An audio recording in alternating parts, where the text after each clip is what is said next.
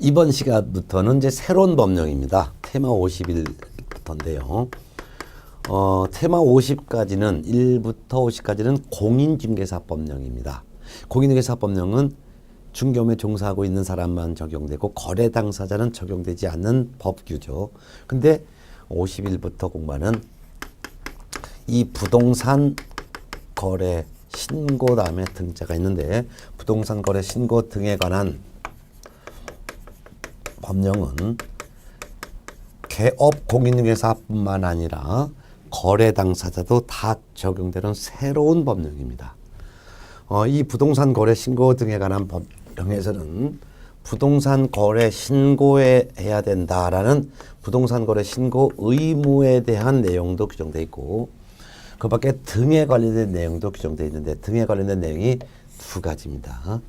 하나는 이 부동산 거래 신고를 해야 된다. 즉, 실제 거래 가격을 신고해야 된다. 이거는 우리나라 사람뿐만 아니라 외국인도 다 실제 거래 금액을 신고해야 될 의무가 적용이 되는데요. 그런데 특별히 외국인에게만 특별히 적용되는 게 하나 있어요. 그래서 외국인 등에게만 특별히 적용되는 특례 규정이 있어요. 외국인에게만 특별히 적용되고 우리나라 사람에게는 적용되지 않는 어떤 규정이 있는지 요거를 살펴볼 거예요. 그리고 또한 토지거래 허가제가 있는데 토지 가격이 급격히 뛰거나 또는 투기가 우려되는 지역을 별도로 빼가지고 그 지역을 토지거래 허가구역으로 지정을 합니다.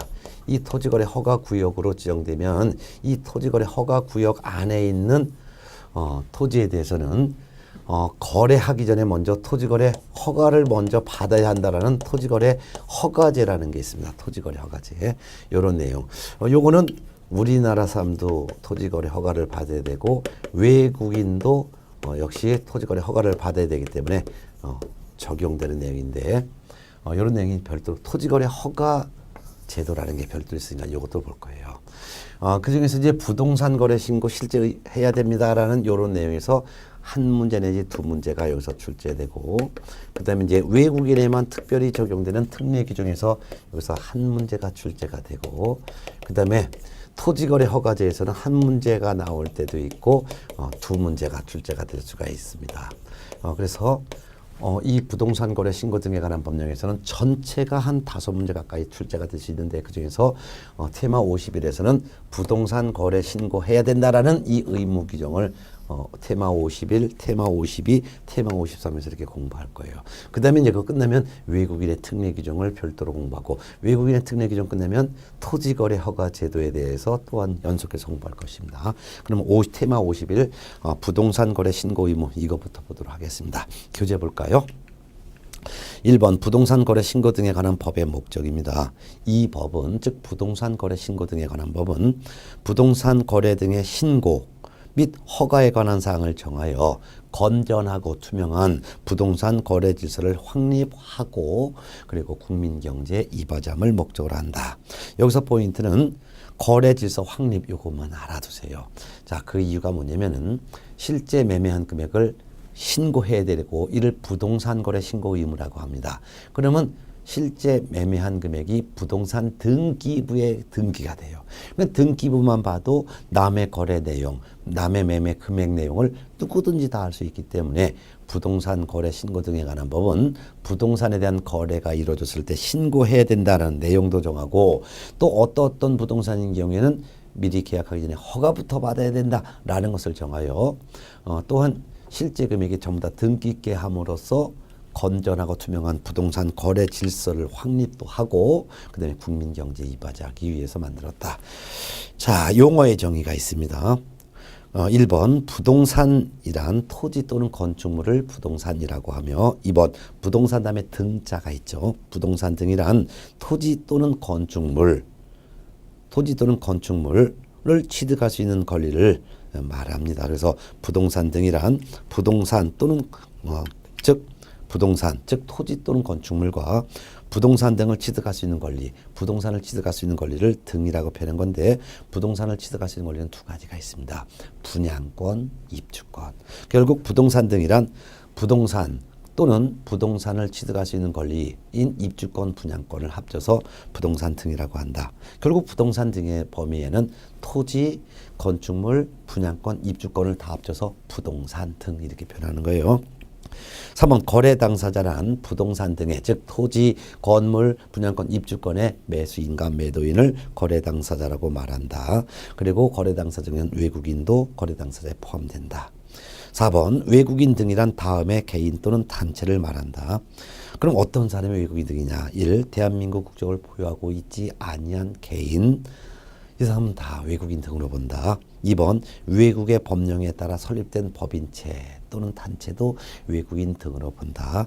그 다음에 3번, 4번 요거는 묶어놓으세요. 이거는 전제 조건이 설령 우리나라에 설립된 법인 단체라 하더라도 즉 우리나라에 있는 우리나라의 법인 단체라 하더라도 이게 전제되는 거예요. 3번 우리나라 법인 단체라 하더라도 사원, 구성원 또는 임원의 2분의 1 이상이 대한민국 국적을 보유하고 있지 아니한 자, 즉 외국인으로 구성된 법인 단체면 이것도 외국인으로 보고 4번 설령 대한민국 법에 따라 설립된 법인 단체라 하더라도 4번 자본금의 2분의 1 이상 또는 의결권의 2분의 1 이상을 대한민국 국적을 보유하고 있지 아니한 자 또는 외국의 법령에 의해서 설립된 법인 단체가 보유하고 있는 법인 또는 단체도 외국인으로 본다. 쉽게 해서 우리나라 법인이라 하더라도 자본금, 의결권의 2분의 1 이상이 외국인 또는 외국 회사가 보유하고 있으면 이것도 외국인 등으로 보겠다 그 말이죠. 그 다음에 5번 외국 정부, 국제기구도 외국인 등으로 보겠다. 자, 3번 부동산 거래 신고 대상 봅니다. 다음이 어느 하나에 해당하는 부동산에 관한 매매계약, 공급계약을 체결한 경우에는 그 실제 거래 가격 등을 거래계약 체결일로부터 쉽게 해서 매매계약, 공급계약을 체결한 날부터 공급계약이란 분양계약을 말합니다. 매매계약, 공급계약을 말하고 그 거래계약 체결일로부터 60일 이내에 부동산 등 소재지 관할하는 시장, 군수 또는 구청장 이를 신고관청이라고 하며 신고관청에 신고해야 된다 그 말이죠. 자, 그러면 어떤 부동산 등에 대한 어떤 거래 계약일 때 실제 거래 가격 등을 60일 이내 신고해야 되냐? 1. 박스 보니까 부동산의 매매 계약 즉 토지 또는 건축물의 매매 계약이 체결됐을 때 60일 이내 실제 거래 가격 등을 부동산 소재지 시군구청장에게 신고해야 된다는 말이고 2번 택지개발촉진법, 주택법 등 대통령령으로 정하는 법률에 따른 부동산에 대한 공급계약이 체결됐을 때도 공급계약일로부터 60일 이내 실제 거래 가격을 신고해야 된다.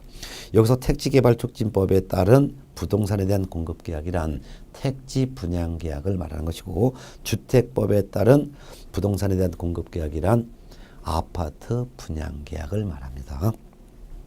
그 다음에 세 번째 다음의 어느 하나에 해당하는 지외 매매계약 기억번 위 이에 따른 계약을 통하여 부동산을 공급받는 자로 선정된 지위 이게 바로 분양계약을 통해서 토지 분양권, 아파트 분양권을 취득을 하였는데 이와 같은 아파트 분양권, 토지 분양권에 대한 매매 계약을 체결했을 때도 또한 신고하라 그 말이고 한번 도시민주거환경정비법 제48조에 따른 관리처분계획인가로 인하여 취득한 입주자로 선정된 지위에 대한 매매 계약 그 말은 입주권에 대한 매매 계약이 체결되었을 때도 60일 이내 신고하라 그 말입니다.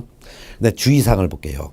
이와 같이 부동산에 대한 매매 계약 또는 입주권, 분양권에 대한 매매 계약, 분양권에 대한 공급 계약인 경우에는 예외 없이 신고해야 됩니다. 따라서 주의사항을 봤더니 1번 거민을 받았다 하더라도 또는 농지 취득 자격 증명을 받았다 하더라도 계약일로부터 60일 내 부동산 거래 신고 의무가 있으며 그런데 2번 임목이나 공장재단, 광업재단에 대해서는 신고 대상물이 아니기 때문에 설령 공인중개사업법에 규정된 중개대상물이라 하더라도 임목, 공장재단, 광업재단은 매매계약 체결됐다 하더라도 신고 의무가 없습니다. 따라서 공인중개사법령에 규정된 중개대상물은 5가지가 있죠. 토지, 건물, 임목, 뭐 공장재단, 광업재단 그 중에서 토지 건물에 대한 매매계약은 신고해야 되지만 임목, 공장재단, 광업재단은 부동산 거래 신고 의무가 없기 때문에 공인중개사 법령상 중개대상물이라 하여 모두 부동산 거래 신고를 해야 되는 것은 아닙니다. 또한 매매계약과 공급계약만 신고 의무가 있으므로 3번 교환계약, 증여계약, 임대차 계약, 전세권 설정계약, 저당권계약, 판결, 경매 이런 경우도 신고 의무가 없습니다. 이같이 부동산 등에 대한 매매계약, 공급계약은 계약일로부터 60일 이내 신고해야 되는 게 원칙이지만 신고 안 해도 되는 경우가 있습니다. 그래서 부동산 정보체계 구축 운영 및 신고서 제출의 예가 있습니다. 1번 국토교통부 장관은 효율적인 정보의 관리 등을 위하여 부동산 거래의 계약, 부동산 거래의 신고, 부동산 거래의 허가, 부동산 거래에 대한 관리 등의 업무와 관련된 정보 체계를 구축 운영할 수 있습니다. 국토교통부 장관이 정보 체계를 구축하여 운영할 수 있습니다. 따라서 2번 국토교통부 장관이 신고 등의 업무와 관련된 정보 체계를 구축 운영함에 따라 구축이 된 부동산 거래계약 시스템을 통하여 부동산 거래계약을 체결한 때는 부동산 거래계약이 체결된 때에 부동산 거래계약 신고서를 제출한 것으로 봅니다. 따라서 부동산 거래에 대한 부동산 거래계약 시스템을 통해서 거래계약이 체결되었을 때는 부동산 거래 신고할 의무가 없다라는 뜻이기도 합니다. 그 다음에 4번 신고관청은 부동산이 소재하는 시군구청장이에요. 부동산 또는 입주권 분양권이 소재하는 시군구청장이지 중개사무소가 소재하는 시군구청장한테 신고하는 게 아닙니다. 따라서 개업공인중개사가 부동산 거래 신고한다 하더라도 중개사무소 소재지 시군구청장이 아니라 부동산 등 소재지 시군구청장에게 신고해야 됩니다. 신고 의무자는 5번 거래 당사자가 직거래했을 때는 원칙은 공동신고입니다. 따라서 거래 당사자가 공동으로 신고해야 됩니다. 다만 거래 당사자 중 일방이 즉 매도인과 매수인 즉 한쪽이 국가나 지방자치단체나 공공기관 등이면은 이를 우리는 국가, 지자체, 공공기관을 합쳐서 국가 등이라고 하고 이럴 때는 국민은 신고 의무가 없고 국가 등이 신고해야 합니다. 또 이와 같이 원칙은 공동신고하지만 동그라미 2번 예외적으로 단독신고 할 수가 있습니다. 즉 거래 당사자 중 한 사람이 단독 신고할 수 있는데 이는 거래 당사자 중 일방이 신고를 거부할 때입니다. 이때는 다른 일방이 단독으로 신고할 수도 있습니다. 그 다음에 신고 의무자 중에서 양가로 2번 개업공인중개사가 거래계약서를 작성해서 교부했다면 이때는 개업공인중개사가 부동산 거래 신고를 해야 됩니다. 계약일로부터 60일 이내 부동산 등 소재지 시군구청장에게. 자, 이 경우 공동으로 중개를 했다면 해당 개업공인중개사가 공동으로 부동산 거래 신고해야 됩니다. 자, 신고 위반 시에 과태료가 부과되는데요. 법정 기한 내, 즉 거래계약 체결일로부터 60일 이내 신고하지 않으면 그 신고 의무자가 계약일로부터 60일 이내 신고하지 않으면 500만 원 이하의 과태료를 부과하고요. 만일 신고를 거짓으로 했다면 이때는 취득가액의 100분의 5 이하의 과태료를 부과하며 또한 신고관청이 야 진짜 거래했는지 확인하기 위해서 필요하니까 매수인이 매도인에게 실제 거래 대금을 지급하였는지 이를 증명할 수 있는 거래대금 지급 증명 자료를 제출하라 라는 명령을 했는데도 불구하고 이에 따르지 않았을 때는 3천만 원 이하의 과태료가 부과됩니다. 여튼 부동산 거래 신고는 거래계약 체결일로부터 60일 내 실제 거래 가격을 신고해야 되는데 이와 같이 60일 내 신고하지 않으면 500만 원 이하 과태료, 거짓 신고하면 취득가액의 100분의 5 이하의 과태료, 그 다음에 거래대금을 지급했음을 증명할 수 있는 입금표 4번, 통장 4번 갖고 와라 했는데 안 내면은 3천만 원 이하의 과태료 구분해서 알아두세요. 자, 그 다음에 포상금 지급법입니다.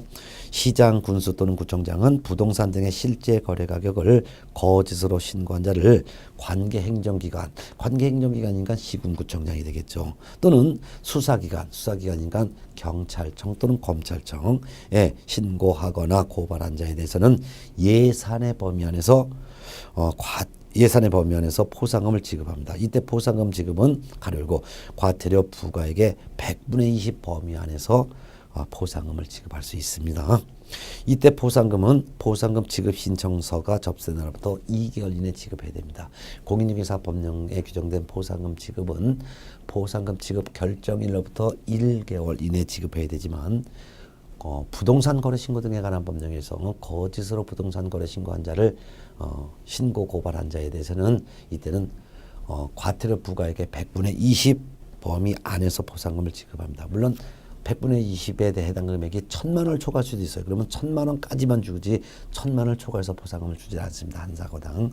근데 언제 주냐? 포상금 지급 신청서가 접수된 날부터 2개월 이내 지급합니다.